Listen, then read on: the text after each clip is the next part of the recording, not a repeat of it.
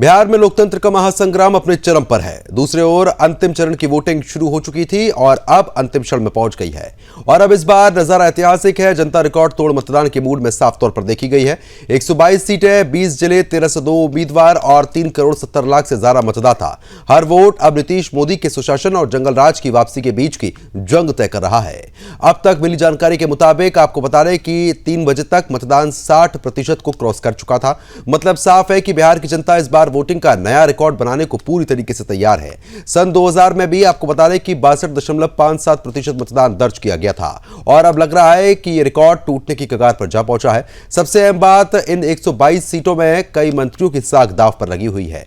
बेतिया से रेणु देवी, सुपौल से विजेंद्र यादव, छतरपुर से नीरज बबलू, धामदाह से लेशी सिंह और चैनपुर से जमा खान सब मैदान में हैं और जनता का फैसला अब सिर्फ कुछ ही दूर है। सीमांचल और नेपाल सीमा से सटे जिलों में भारी सुरक्षा के इंतजाम है। 4 लाख से ज्यादा सुरक्षा कर्मचारी तैनात हैं ताकि लोकतंत्र का ये पर्व पूरी तरीके से पारदर्शिता और शांति से पूरा हो जाए। एनडीए ने विपक्ष पर सीधा वार किया, कहा घुसपैठियों को संरक्षण देने वालों से बिहार को बचाना होगा। वहीं विपक्ष अब भी मुफ्त के वादों और भावनात्मक रणनीति पर लगातार सवाल है। बिहार की जनता वोट डाल रही है, लेकिन दिलों में सवाल वही, विकास का रास्ता जारी रहेगा या एक बार फिर लौटेगा जंगल राज।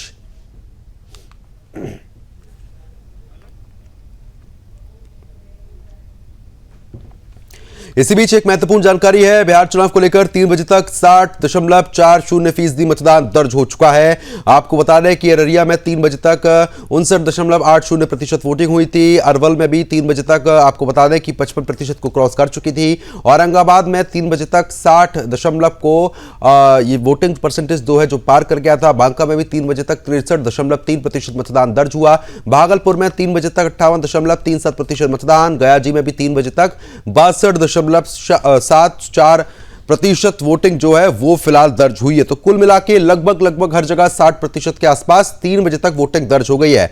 बचे हुए 2 से ढाई घंटा जो है उसमें भी वोटिंग परसेंट निश्चित तौर पर बढ़ेगा। लेकिन जिस तरीके से दोपहर 3 बजे तक 60% मतदान दर्ज होना, यह अपने आप में इस बात का सबूत है कि जनता बहुत बड़े पैमाने पर घर से निकली है और वोटिंग की जा रही है। जो लोग फिलहाल इस वक्त आपको बता दें कि वोटिंग करने के लिए पहुंचे थे, जब हमने उनसे बात करने की कोशिश की तो उन्होंने बताया कि इस बार वोटिंग परसेंटेज अच्छा है, लोगों में उत्साह है, लोग मतदान लगातार कर रहे हैं। अपने अपने मुद्दे हैं, मुद्दों के हिसाब से वोट यहां पर कास्ट किया जा रहा है। चाहे विपक्ष को या फिर सत्ता पक्ष को वोट दिया जाए, वो जनता का फैसला है। लेकिन जिस तरीके से वोटिंग परसेंटेज में इजाफा हुआ है वो अपने आप में बहुत बड़ी बात है। तो फिलहाल जिस तरीके से वोटिंग जो है वो लगातार देखने को मिली, उसके बाद क्या प्रतिक्रियाएं सामने आई है वो भी सुनना जरूरी है। सुनिए। पूरे बिहार के अंदर उत्सव का माहौल है। जिस तरह से नीतीश कुमार जी और नरेंद्र मोदी जी के नेतृत्व में बिहार विकास किया है, लोग विकास की बयार में अपना मतदान कर रहे हैं और फिर से एक बार एनडीए की सरकार बनाने के लिए यहां की मतदाता ने ठान लिया है और पूरे बिहार में एनडीए की सरकार बनने जा रही है। पूरे बिहार के मतदाता इस बात का मन बना लिए। अंतिम फेज का चुनाव है और जो देख रहे हैं इतना उत्साह है लोगों में वोट डालने के लिए, ये सबसे अच्छी बात है। लोग बिहार के लिए, सुशासन के लिए, शांति के लिए, विकास के लिए मुझे लगता है बड़ी संख्या में निकल रहे हैं। और मैं सुबह से जो देख रहा हूँ, खास करके माता बहन जो निकल रही है, हाँ शायद कोई बची नहीं जो घर से नहीं निकली, तो बड़ा उत्साह है लोगों में, ये बहुत पॉजिटिव साइड है। पहले फेज में तो मुझे बहुत जो हम लोगों ने अपने जो लोग चुनाव लड़े, जो प्रत्याशी हैं या जो हमारे पार्टी के जो लोग हैं या जो हमारे एनडीए के साथी हैं, सब लोगों से जो फीडबैक मिला है तो उसमें तो बहुत बड़े मार्जिन से लग रहा है कि हम लोग के पक्ष में लोगों ने वोट किया है। और पक्ष में वोट एक जो इम्पोर्टेंट चीज है जो मुझे इस चुनाव में दिखाई पड़ा, वो है कि नीतीश जी को लेकर के या सरकार को लेकर के किसी को कोई कंप्लेन नहीं था। ये एक बड़ी चीज है। मैं भगवान से ज्यादा कुछ नहीं मांगती हूँ, बस ये मेरा मन लगा रहे भक्ति में और संगीत में। मैं तो अपने क्षेत्र के विकास के लिए ही वोट डालती हूँ। मैं चाहती हूँ देश हित में जो काम हो उसमें मैं अपना योगदान दे सकूँ। उम्मीद हार जीत से ऊपर मुझे लोगों का प्यार, दुलार, आशीर्वाद सब मिला। 14 तारीख को जो भी होगा वो हम सभी के लिए मान्य होगा। अब जो भी हो, लोग बहुत ही ज्यादा हमारे मतदाता जागरूक हैं, समझदार हैं। जैसा भी वो चाहेंगे उन्होंने अपने मत से ही मतदान किया होगा और सबके लिए वही ठीक है जो लोग चाह रहे हैं। लोग क्या चाह रहे हैं अपने बिहार में, कैसा बिहार चाह रहे हो, सब अपने मन में रखते हैं। वोटिंग के दिन वो लोग सब अपने मत से बताते हैं। मैं सब सोच समझ करके आई हूँ कि मेरा जीवन अब बदलेगा। मैं जन सेवा में पूरी तरीके से समर्पित रहूंगी, ये मैं सोच के आई हूँ। देखिए, लोकतंत्र में हमारे हिंदुस्तान का जो सबसे बड़ा लोकतंत्र है पूरी दुनिया में, हमारा लोकतंत्र ये संदेश देता है कि जनता अपने एक वोट से अपना, अपने बच्चों का और अपने राज्य और देश का भविष्य तय करता है। मैं आपके माध्यम से सभी से अपील करता हूं कि आप घर से निकलें, मतदान करें और अपना और अपने बच्चों का और राज्य का भविष्य तय करें। बिल्कुल, ये बढ़ता हुआ प्रतिशत स्पष्ट करता है बढ़ती हुई जागरूकता को, और जिस तरीके से बिहार के लोग जागरूक होकर अपना मतदान का सदुपयोग कर रहे हैं, मतदान करने का काम कर रहे हैं, ये एक बेहतर बिहार और विकसित बिहार की नींव को रखने का काम कर रहा है। और मैं इसके लिए इलेक्शन कमीशन का, जिला प्रशासन का, सभी मीडिया के साथियों का, एनडीए के एक कार्यकर्ताओं का, सबका धन्यवाद और आभार व्यक्त करता हूं कि सबके सामूहिक प्रयास से प्रथम चरण का भी शांतिपूर्ण ढंग से चुनाव हुआ और दूसरे चरण का चुनाव भी जो है वो पूरे शांतिपूर्ण ढंग से हो रहा है।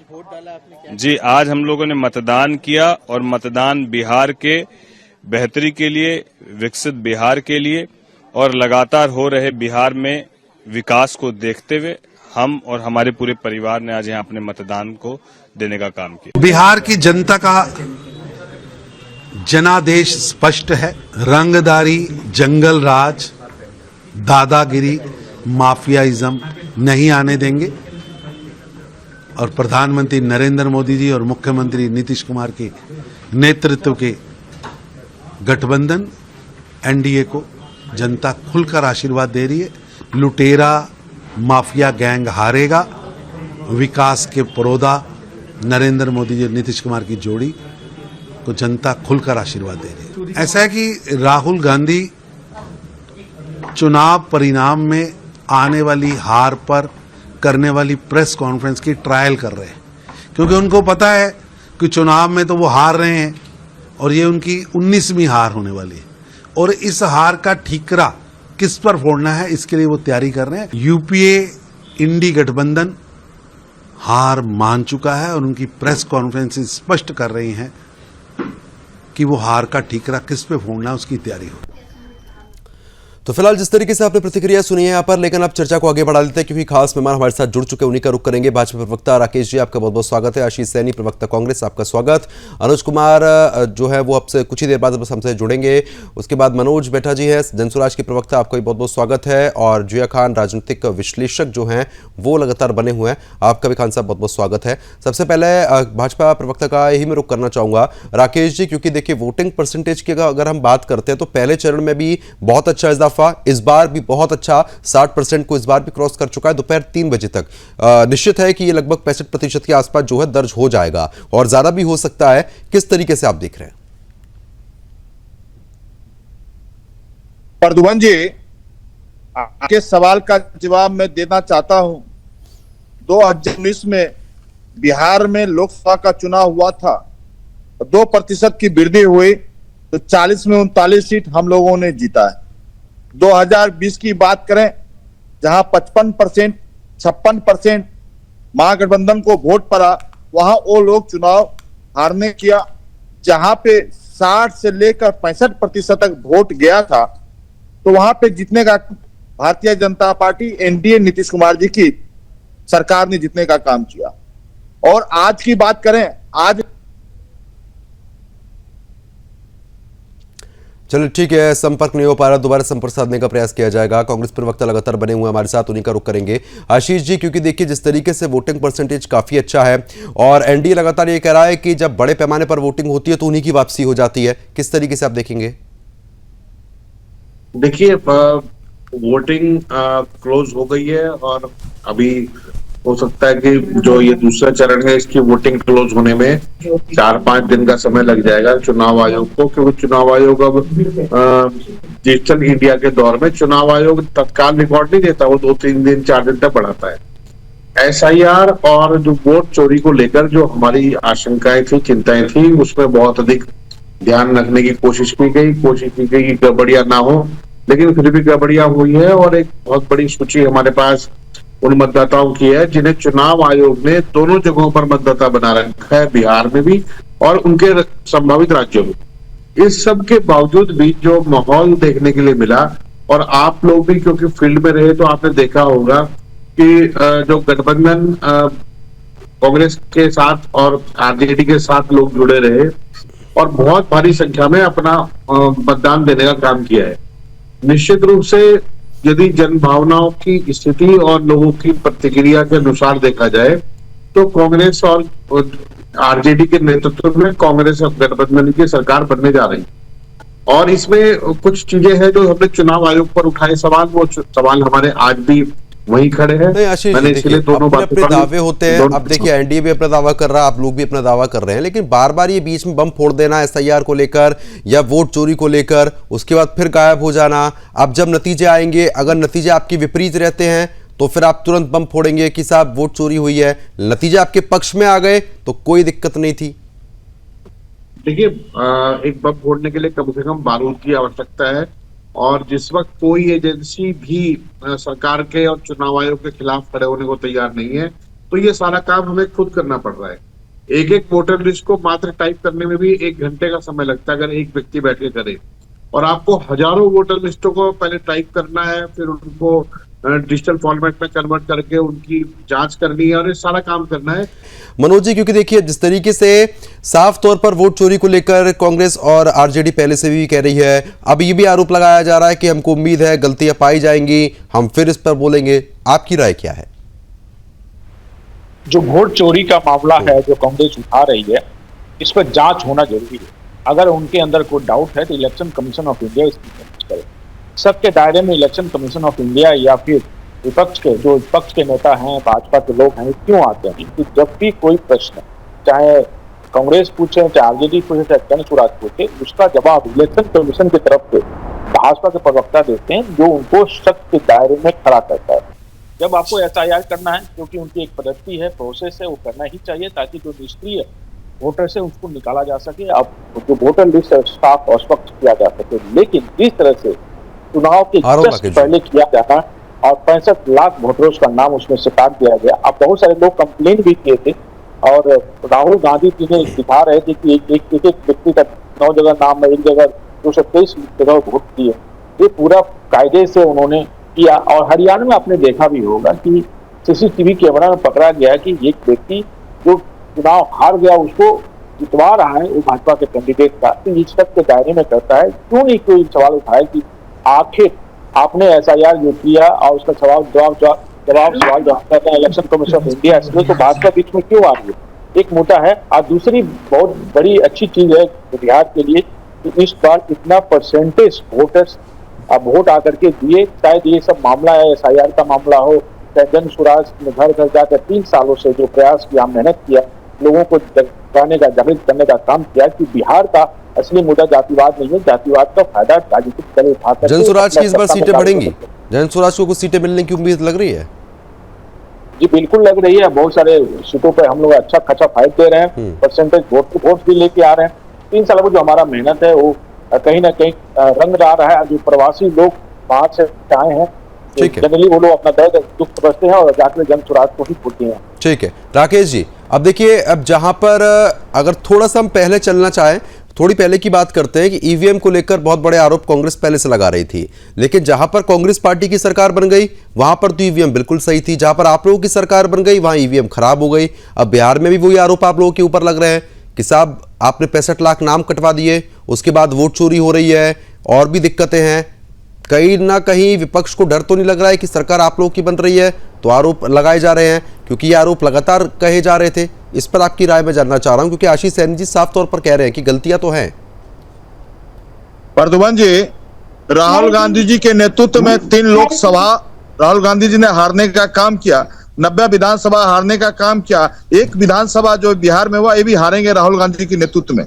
और मैं स्पष्ट रूप से एक आंकड़ा दे रहा था आपको, उत्तर भारत और दक्षिण भारत और सीमांचल का। सीमांचल में पिछली बार 65% वोट पड़ा था, महागठबंधन जीता, इस बात को दोहराए कहीं नहीं कर सकता हूं। लेकिन आज जहां गया और नवादा, नालंदा और सीतामढ़ी की बात करें, पिछले वर्ष भी दूसरे चरण में ही था, लेकिन वहां पे जैसा ही 65%, 64% का वोट पड़ता है उत्तर बिहार में, दक्षिण बिहार में, वहां एनडीए जीतने का काम करती है। अब रही एसआईआर की बात, एसआईआर का मुद्दा लेके राहुल गांधी जी ने आए 16 जिलों में 110 विधानसभा में जाने का काम किया, जनता ने नकार दिया। यहां तक तेजस्वी प्रसाद यादव जी ने एसआईआर को नकारते हुए अधिकार रैली लाई। अब छोड़िए पुरानी बात को, अब मोहर लग चुकी है। 14 तारीख को पता लगेगा कि हमने काम कर कर जनता की सेवा किया, उसका फल मुझे मिलेगा, जरूर मिलेगा। रही बात, हमारा संकल्प पत्र था, इनका घोषणा पत्र था। घोषणा पत्र के में राहुल गांधी जी की तस्वीर गायब, मल्लिकार्जुन खड़गे साहब की तस्वीर गायब, लालू प्रसाद यादव की तस्वीर गायब, दीपक भट्टाचार्य की तस्वीर गायब। बताइए कौन सा इनका घोषणा था? हमारे संकल्प पत्र में सभी नेताओं का तस्वीर था। हमने तो सरकारी नौकरी देने का वादा कर तो दिया है।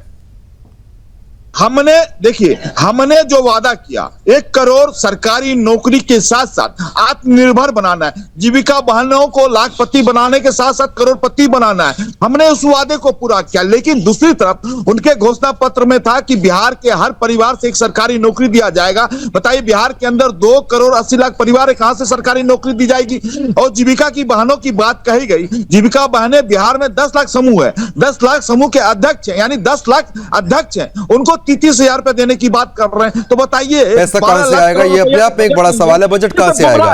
एक बात मैं कहना चाहता हूं प्रद्युमन जी, दुर्योधन को देखा था, हस्तिनापुर जीतने के लिए हर एक कला को उपयोग किया। उसके बाद मिर्ग बनकर, सोने का मिर्ग बनकर सीता मां को लालच देने का काम किया, भगवान राम को लालच देने का काम किया। ठीक, क्योंकि जिस तरीके से कई आरोप यहाँ पर लगाए गए हैं, जानना जरूरी है कि राजनीतिक विश्लेषक की इस पर क्या राय है। जिया खान जी, क्योंकि देखिए चाहे एसआईआर का मुद्दा हो या फिर वोट चोरी को लेकर लगातार ये बात कही जा रही है। राहुल गांधी जी कह देते हैं, उसके बाद राहुल गांधी जी फिर गायब हो जाते हैं। अब कांग्रेस पार्टी लगातार ईवीएम को भी पहले कोसती रही है, जब जहां पर हार होती है तो वहां ईवीएम खराब हो जाती है। आप क्या भी समीकरण समझ रहे हैं? शर्मा साहब, बहुत बहुत शुक्रिया मुझे इस प्रोग्राम में शामिल करने के लिए, और सभी को पैनलिस्ट को गुड इवनिंग एंड जय हिंद।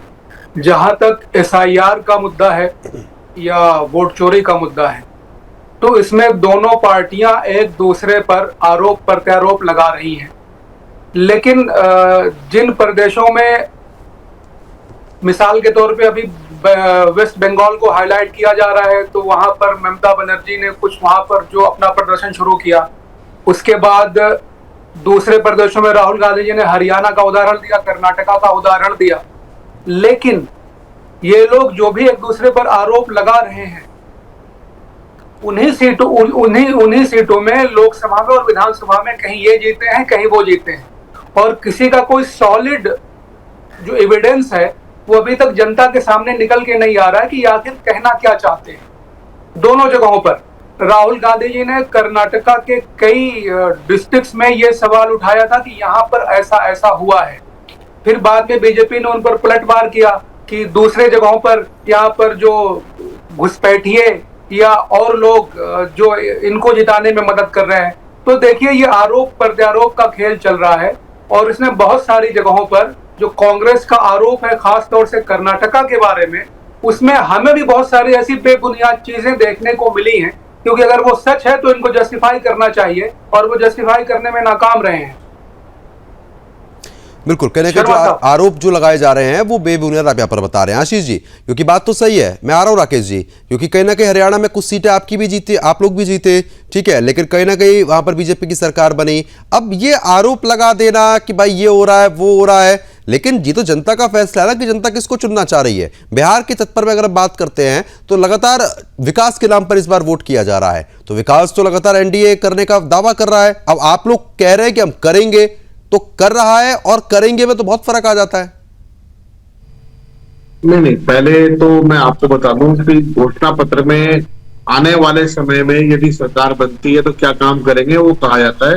वो हमेशा भविष्य काल में ही हुआ, वो कभी वर्तमान में या भूतकाल में नहीं होता। दूसरा, आपने और अभी जो जिया खान जी है, इन्होंने कहा कि कांग्रेस ने या किसी ने भी आरोप लगाए चुनाव आयोग के ऊपर, और चुनाव आयोग ने उनका जवाब नहीं दिया।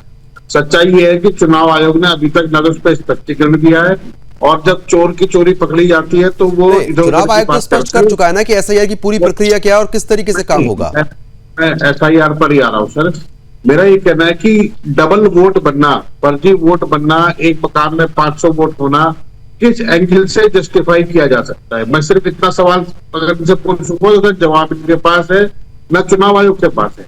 दूसरी बात, चुनाव में जनता किसी को भी वोट दे, कोई भी सरकार बनाए, कोई भी जीते, कोई आपत्ति नहीं है, लेकिन ऐसा क्या कारण है कि मतदाता सूची में गड़बड़ियां हो रही है और भारतीय जनता पार्टी जो केंद्र और राज्यों में सरकारों में है उन्हें कोई आपत्ति नहीं है? राकेश जी ऐसा क्या कारण है? अभी भाजपा के प्रवक्ता ने बड़े उससे कहा हम जीत रहे हैं, भैया अंतर्यामी होंगे शायद। दावा तो आप भी कर रहे थे, दावा तो आप भी कर रहे थे आशीष जी, दावा तो आपने भी कर दिया था।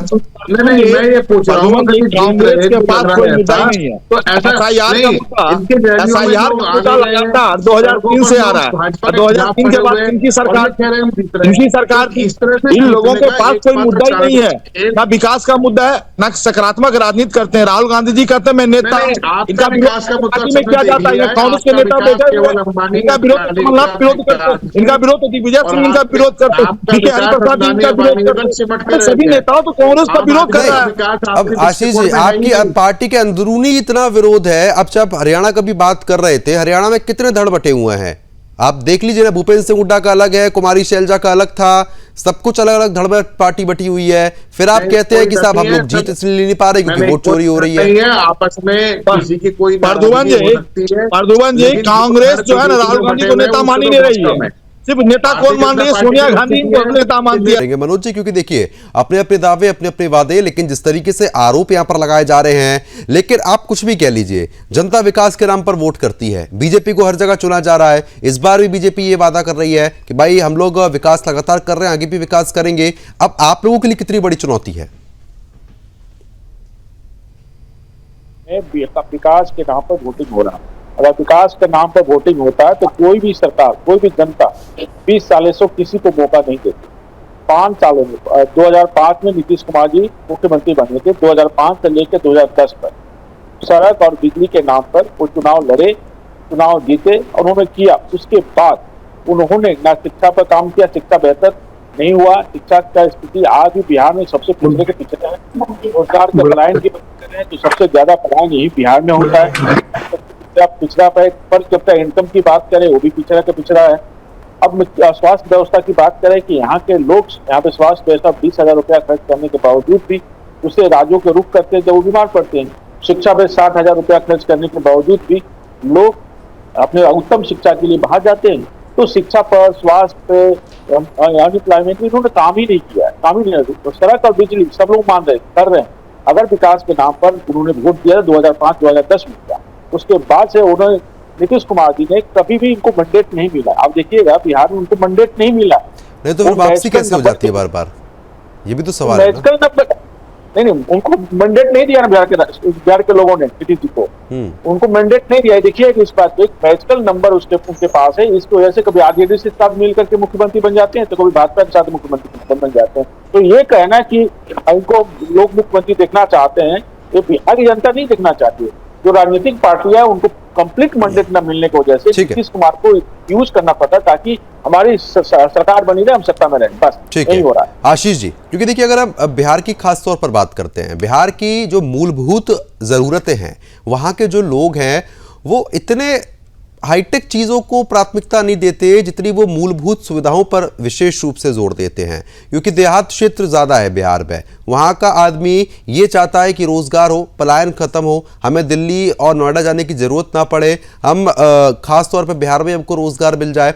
बड़ी बात यह है कि अगर आप दिल्ली नोएडा के अलावा भी और शहरों की बात करते हैं तो बिहार का आदमी आपको निश्चित तौर पर वहाँ पर मिलेगा ही मिलेगा। अगर इस कदर स्थिति बेहतर बनाई गई होती पहले से तो आज ये स्थिति इतनी बिगड़ती नहीं। पलायन के लिए देखिए आप लोग भी बात करते हैं, एनडीए भी बात करता है कि भैया हम रोकने की कोशिश कर रहे हैं, लेकिन अब धीमे धीमे सारी चीजें सेटल होंगी। लेकिन देखिए दावे आपके हैं, दावे उन लोगों के भी हैं, जनता को फिलहाल तय करना है, लेकिन मूलभूत सुविधाएं जो है वो आप लोग मुहैया कराने की बात कर रहे हैं, एनडीए फिलहाल मुहैया करा रहा है। आपके लिए कितनी बड़ी चुनौती हो सकती है कि एक मौजूदा सरकार को लोग छोड़ें और आपकी तरफ आकर्षित हो? कुछ ना कुछ तो ऐसी चीज होनी चाहिए ना। देखिए केंद्र में भारतीय जनता पार्टी की सरकार 2014 से है और बिहार में भी 2005 से लगातार नीतीश और भाजपा गठबंधन की सरकार है। बीच में कभी बनती है कभी नहीं बनती, लेकिन अभी आपने कहा कि बिहार में सब कुछ ठीक है, तो भारत सरकार के सोशल एस्पेक्ट पर जो पैरामीटर्स है बिहार उनमें सबसे फिसड्डी राज्यों में है पिछले 20 साल से।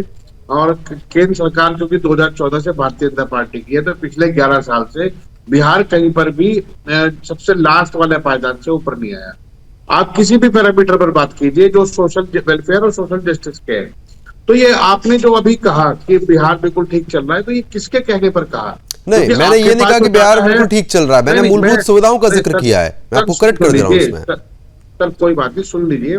मैं भारत सरकार की वेबसाइट के आधार पर कह रहा हूं, जो भारत सरकार के मंत्रियों ने लिखा। अब जो इनके नेता हैं, इनके नेता तो झूठ बोलने में माहिर इतने हैं कि उसका कोई तोड़ नहीं है।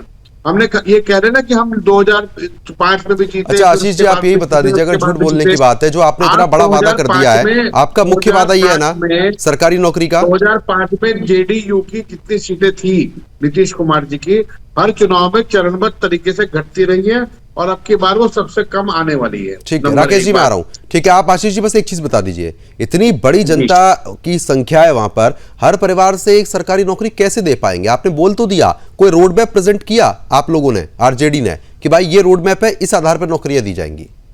देखिए, प्रधानमंत्री जी ने 2 करोड़ रोजगार की बात की थी। बहुत सारे रोजगार तो वही बचे हुए हैं।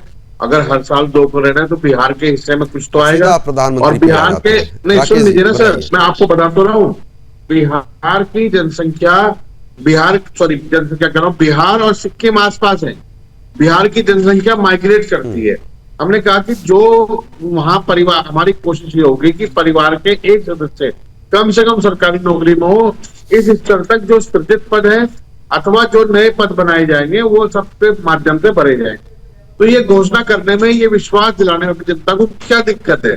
भारतीय जनता पार्टी को अगर इससे कष्ट है तो आप प्रत्येक परिवार को मत दिलाइए, कम से कम आधों को दिलवा दीजिए। आप किसी को तो दिलवाइए रोजगार। ठीक है राकेश जी, बताइए रोजगार आप लोगों ने नहीं दिया क्या? क्यों पलायन हो रहा है? बार बार आरोप लगा रहे हैं आशीष जी। देखिए, बिहार के अंदर 5 सालों की बात करें, 2020 और 25 के बीच में लगभग 12 लाख हमने सरकारी नौकरी दी।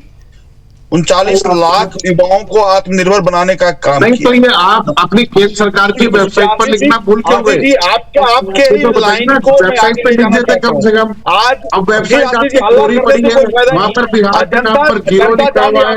और अब आप यहाँ बता रहे कहानियां, जब राकेश जी जब आपको बता दिया गया है तो वेबसाइट पर लिखवा दीजिए कम से कम।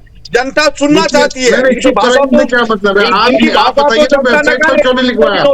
केंद्र सरकार की सोशल जस्टिस के पैरामीटर पर बिहार कहीं पर भी निचले पैमाने से एक कदम भी ऊपर नहीं है। और आप क्या बता रहे हैं कि हमने बहुत सारे काम कर दिए? ये झूठ मत बोलिए ना, कम से कम उसको चालू कराने का काम किया। कोका कोला की इंडस्ट्री हमने एक एक करके बात करेंगे, एक एक करके बात करते हैं। प्रद्युमन जी, आपने मुझे समय दिया, मैं उस बात पे रखना चाहता हूं। आज बिहार के अंदर बेन हुसैन की इंडस्ट्री लग चुकी है, जारा की फैक्ट्री लग चुकी है, कोका कोला की एशिया की सबसे बड़ी इंडस्ट्री में लगाने का काम लगातार काम किया। और मैं और वो जो 1050 एकड़ जमीन आपने अदानी को दी है, वो किस खुशी में दी है? अब ले दे के आप अडानी पर आ जाते हैं। आप ही बताइए ना आशीष जी, जब धीमे धीमे कंपनियां स्थापित हो रही हैं, अब धीमे धीमे कंपनियां स्थापित हो रही है तो रोजगार मिल जाएगा ना? आप मुझे नहीं शर्मा जी, गलत बात है। मैंने इनसे पूछा कि 1050 एकड़ जमीन अदानी को क्यों दी है इन्होंने? बताइए राकेश जी। अडानी पे जाते हैं, अडानी से आपके अशोक गहलोत साहब राजस्थान में 65,000 लाख एकड़ जमीन बिहार में क्यों दी है? पैसा जाना बंद हो गया, उत्तर एक होना चाहिए। राजस्थान का भाग गया आप बिहार में रहिए ना, बिहार में मतदान हो रहा महाराज, भाग्य मत छोड़िए बिहार को। बिहार को छोड़कर बताइए बिहार में आपने नहीं बताइए कि बिहार की 1050 एकड़ जमीन अदानी को क्यों दी है? एक सवाल है सीधा सा, 1050 एकड़ जमीन अदानी को क्यों दी है? शर्म करो। घबराइए नहीं, कोई बहुत बड़ा कठिन सवाल नहीं पूछा। आप आराम से बता सकते हैं, चुनाव हो चुका है, मतदान हो चुका है। आप केवल ये बताइए कि 1050 एकड़ जमीन क्यों दी है? दिया जाता है, उनकी अपनी इतनी दिमाग है कि नदी बोल के नाला तो बात करेंगे। ठीक है, अब देखिए ना, मुद्दों पे बात करना जरूरी है। ठीक है, मैं आ रहा हूं। जिया खान जी बहुत देर से इंतजार कर रहे हैं। जिया जी, क्योंकि देखिए पहले का अगर हम ये समय याद करना चाहें, वोटिंग परसेंटेज 2005 से पहले और अब वोटिंग परसेंटेज में जो इजाफा हुआ है, जो महिला सशक्तिकरण की लगातार बीजेपी बात करती है, महिलाओं की इतनी बड़ी भागीदारी हो गई है कि हम लगातार देख रहे हैं 2 चरणों में, क्या फर्क आप देख रहे हैं? शर्मा साहब, पहले मैं बिहार के बारे में कह दूं कि बिहार की मिट्टी में मेहनत है, बस उसे दिशा चाहिए, दया नहीं। अब देखिए, मैं एक बात और जोड़ता हूं, जो कांग्रेस के प्रवक्ता सैनी साहब पहले से ये बात कहते आ रहे हैं कि वो 2 करोड़ नौकरियां जो उन्होंने प्रॉमिस किया है नौकरी देने का, इसके पहले कांग्रेस भारत में मनरेगा जैसा बहुत ही बड़ा प्रोग्राम दे चुकी है। तो हम ये अपेक्षा रख सकते हैं कि उनके पास एक उन्होंने करके दिखाया है, वो कर सकते हैं ऐसा। अब कैसे करेंगे उसका जवाब वो देंगे। और मैं साथ ही एक बात और करेक्ट करना चाहता हूं कि इसके पहले बार बार आप अडानी और अंबानी पर इतना ब्लेम करते हैं। देखिए, अडानी और अंबानी इतने अति विशाल देश में जिनको नौकरी देते हैं वो किसी दूसरे देश से नहीं आते हैं, यहीं के लोग उनकी कंपनियों में नौकरी करते हैं। वो कोई बाहरी नहीं, उनकी भारत के लोगों की ही रोजी रोटी उनकी कंपनियों में काम करके चलती है। अब जहां तक शर्मा साहब आपने ये जो जिस तरीके का मैंडेट, जिस तरीके का वोट परसेंटेज हुआ है, आप उस पर पूछना चाहते हैं, शायद आपका सवाल यही था जी, जो वोट जी। तो महिलाओं की जो भागीदारी हुई है और युवाओं की जो भागीदारी हुई है, वो उसका आकलन कई तरीके से किया जा सकता है। मैं इस बात पर आऊं, उसके पहले मैं एक दूसरी बात करता हूं कि जब आदरणीय लालू जी के जाने के बाद जब नीतीश कुमार जी को मौका मिला था बिहार में, तो वो आज का जो बिहार आपको दिखाई देता है वो हालत बिहार की नहीं थी। बहुत शून्य से शुरुआत हुई थी, इंफ्रास्ट्रक्चर बिल्कुल भी नहीं था। आज आपको जो बदला हुआ स्वरूप दिखाई देता है ये नीतीश कुमार जी की ही देन है।